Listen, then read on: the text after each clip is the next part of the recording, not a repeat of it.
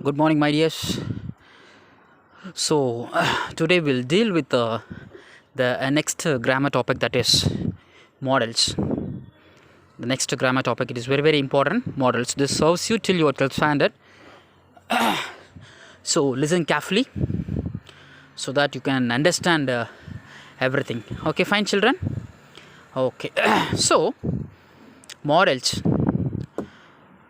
What is the meaning of model, or how you can explain the term called models? So as per the grammatical thing, models are the things which express the thoughts of a speaker, right, or the moods of the speaker. So models, it's a term in grammar that expresses the moods or the thought of a speaker, so that we call it as models. So I think already we have read about, last class we have seen about the voice, and in 10th standard or 9th you might have studied about, elaborately you might have studied about the primary auxiliaries, primary auxiliaries, and then modal auxiliaries. So these things we call it as models. Okay, all right, let me list out the different models. If you see, the modal auxiliaries are classified into two different types. One is modals and another one is semi-modal or quasi-modal. Semi-modal or quasi-modal, right? The spelling for quasi, it is Quasi, quasi-modals. Semi-modal or quasi-modal. So now we will deal with only with this models. Okay, children, models. So there are 9 models. How many we have? There are 9 models. So let me list out the models. The first one is can, second one is could, the third one it is shall, the fourth one is should, and the fifth one is will, and then would, and then may, then might, and the last is must. Okay, dears. So let me read it once again. Just listen clearly, carefully. There are 9 models we have, right? So can, could, shall, should, will, would, may, might, and must. So totally we have 9 models, right? Totally we have 9 models, and we have 4 quasi models, or we can call, or we can give another term that is called as semi models. We have 4 semi models, or it can be called as quasi models, right? So what are the quasi models we have? Need to, ought to, dare, okay, and used to. Okay, these are the 4 quasi models we have, right? So in exam, how the questions will be asked? So let me explain in exam pattern. A sentence will be given, right? In the bracket, what the question will be asked: use a model or use a quasi model. In such a way the questions will be asked. Use a model or use a quasi model. In such a way the questions will be asked. Okay, right. So if a question that is given regarding models, how you have to answer for the question based on the explanations. Okay, fine. Let me explain you the first thing, that is can. Under what circumstances you can use the can model, right? Or how we can use the can model? Let me explain you, right? The functions, right, or the meanings for can model. So first one, it is can model expresses the ability. Can model expresses the ability. Second one, it is permission. Third one is request, and fourth one is possibility, right? When a sentence appears, or when a sentence which comes in these meanings or these functions, then you can use can model, right? When a sentence expresses the functions of ability or permission or request or possibility. Take for example ability. I have in the next page I have given examples, so let me tell you orally. Ability, take for example, I can drive a car. Okay, I can drive a car. So what is the ability that is referred there, or what function, why we have used can model there means you can drive a car. Drive a car means that expresses the ability of a person. So when a sentence expresses the ability of a person, at that time you can use the can model, right? Second one is permission, right? Sometimes we may ask to that, ask the teachers, sir, can you do me a favor? Sir, can you explain this? So that functions as a permission, right? Permission. Can you do me a favor? Right? Can I go there? Can I come there? Right? So these sentences express the permission. And then request. Can you do me a favor? Right? It request and permission more or less resembles the same for the functions for can. Right? Right. Okay, fine. Next one. Could. Could also, right? Could also functions for the ability. And then formal request. Maximum, this could model will act for the formal request. Take for example, I'll tell you very clearly. Ability, formal request. Take for example, what is the difference you can use for the can and could? I'll tell you. For example, if you are asking a help under the condition of permission or request, if you are asking a help to your friend, your same age, your classmates, can you switch on the fan? You can ask this to your classmates. Same way, when you are asking a help to a senior person or the person who are elder, that is said to be formal request. So when it comes in the formal request, you should use could. Take for example, if you are asking a help to your class teacher, or if you are asking a help to your mother, your father, then you have to use formal request. That is could. Daddy, could you do me a favor? Mummy, could you please cook this? Right? Formal request. Sir, could you please explain this? Okay. So more or less can could will come the same thing for the permission as well as request, but this one is high formal request. High formal request. Right? In Tamil we used to say no, va ni po. Same way for the respect terms, neenga vaanga ponga, right? So that thing will act for the could. Okay, my dears? Right. The third one is shall. Third model it is shall. Okay, what are the circumstances you can use shall? First thing it is when a sentence expresses the futurity. When a sentence expresses the futurity. I think in future tense we will use two things. One is will or shall. I mean shall or will, we will use it for the to refer to the futurity. Right? Okay, futurity. Second one is willingness. Second one is willingness. Take for example, I shall come with you. Shall we go for a movie? Shall we go for a coffee shop? Right? So when you express a willingness that will happen, that is going to happen in the future, then you have to use the model shall. First one it is futurity, and second is willingness that is going to happen in the future. Shall we go for a movie? Shall we go for a theater? Shall we go for a hotel? Right? When something is intent towards a willingness, then you have to use shall. Same way intention also, suggestion also. I shall give you an idea. I shall give you a suggestion. Right? So when a sentence expresses the futurity, willingness, intention and then suggestion, then you have to use shall. Maximum when the sentence starts with the subject I. When a sentence starts with the subject I that refers to the futurity, then you are supposed to use the model shall. Right?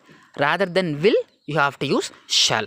So when a sentence begins with the subject I and moreover that should represent the futurity, then you should go for the model shall. Okay, fine? Right. Should. Important thing it is should. Necessity, obligation, expectations and advisability. Advisability, expectation, necessity and obligation. So what are these terms? Right. Certain things you should know that you are obeying some rules. You are supposed to obey some rules. Right? Some moral obligation. In such a thing, when a sentence expresses the obligation or necessity, when there is a compulsion or when there is an expectations or an advisability, at that time you have to use the model that is should. You should not disturb him. You should not trouble him. You should obey the rules. Right? You can obey it, or you can just like that you can leave it. So that at that time you should use the modal should. So what is the difference between should and the last one, it is must, is when there is a compulsion. So why I keep skip these things means then then only you can understand the difference between the usage of should and must. So must is when there is a necessity, compulsorily you have to do, no more excuses permitted. So when the sentence expresses such kind of necessity or compulsion or prohibition, at that time you have to use must. Take for example, in army, right, the soldiers must wear the uniform, that is compulsion. Take for example, in school children must wear the shoes, the school children must wear the uniform, so it is a compulsion. So when there is a compulsion that expresses necessity or prohibition, or at the time you have to use must. Whereas should is there is a small excuse that you can skip, right, but you have to do, so at that time you have to use should. So this is the difference between should as well as the must, right. So let me move on to the next one, that is will. So the word modal will, that represents willingness, as I told you already. So shall and will be used for the futurity. So will, that expresses the willingness, mainly that is the prediction or intention, determination, right. So you will do certain things with no hesitations. Certain things will happen. I have the strong determination, I have the strong hope that I will do. So when a sentence expresses a strong intention, at that time you have to use the modal, that is will, that is going to happen in the future.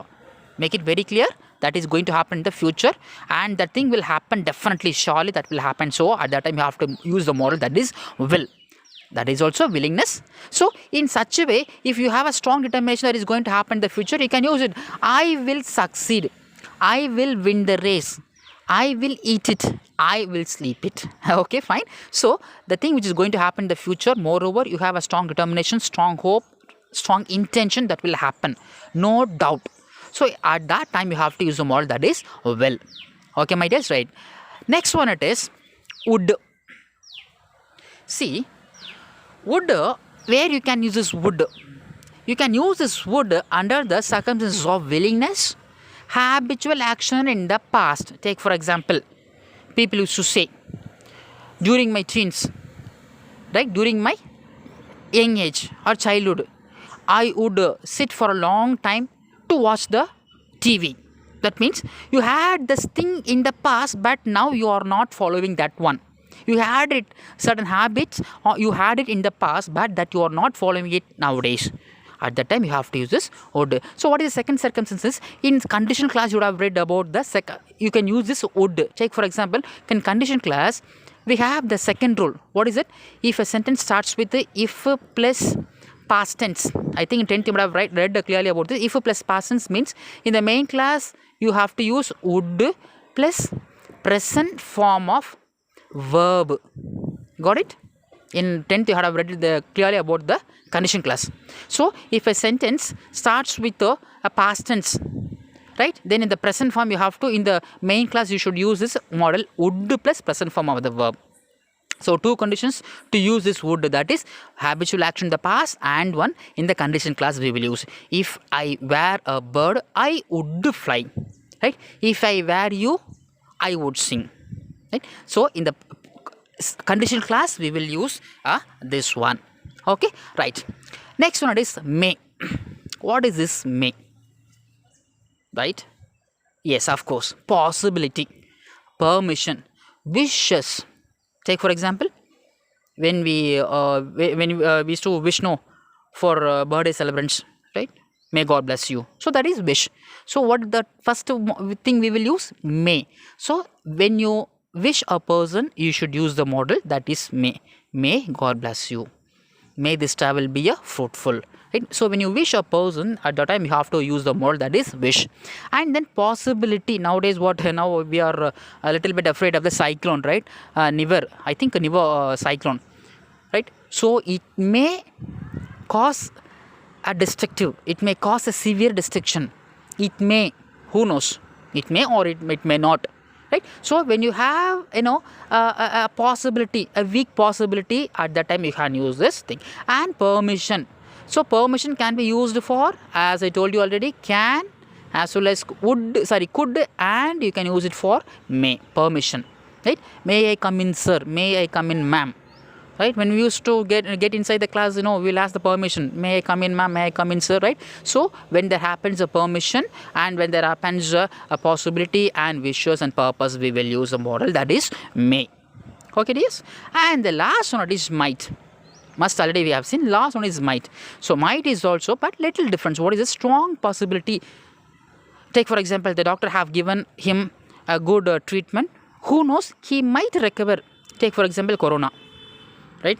Still a lot of people, they have undergone for the treatment, and doctors, they have a very good, they gave a very good treatment, but still a few only they have recovered. A few only many of them have recovered, but few right? They passed away. Right? So who knows? He might recover.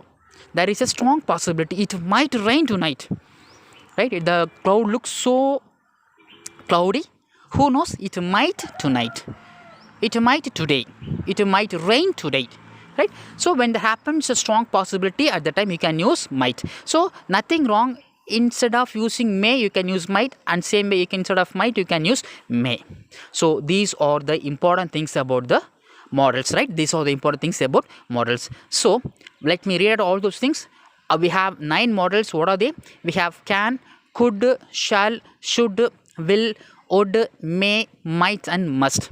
Right? So let me tell you, or let me give you the examples for these models. That is,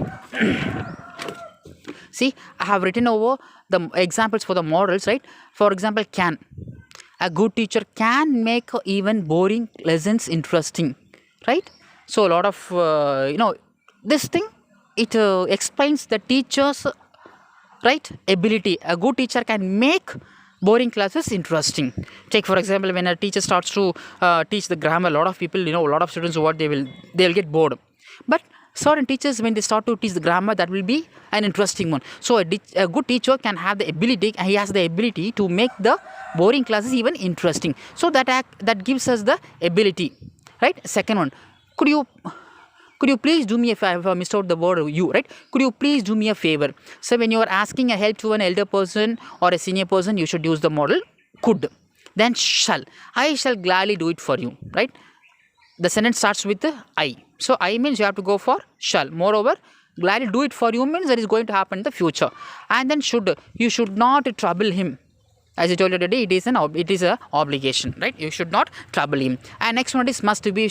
You must obey the rules of the road. If you fail to obey the rules of the road, definitely we will be penalized, right? So certain things we need to do as a compulsion. So at that time we have to use a model that is must. And next one is will. I hope he will succeed. So this sentence states about a strong determination or a hope. So we have to use the model that is what will.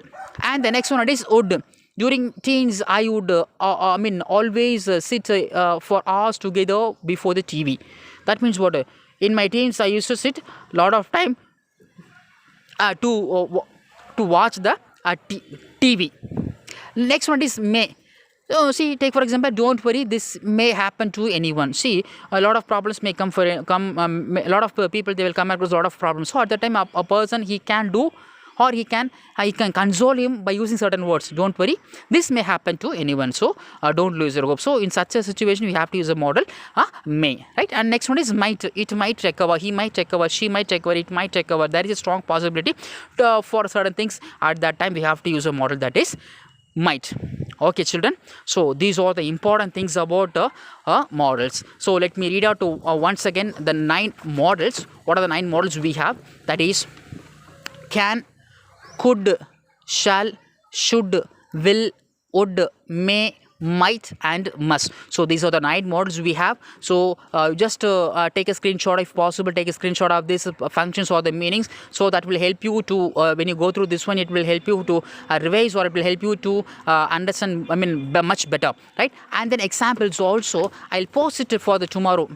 Examples I just post it for you tomorrow, so that you can go through the examples and it will help you to understand much better. Okay, fine, children. So let me conclude with this. So what is a model? So model which expresses the moods of the teacher or moods of a speaker. Otherwise it expresses or it explains a person's thought. That is said to be models. Okay. So hope you understood this grammar part model. See you in the next class. Until then, take care. Bye bye. Be safe. Stay alive. Thank you.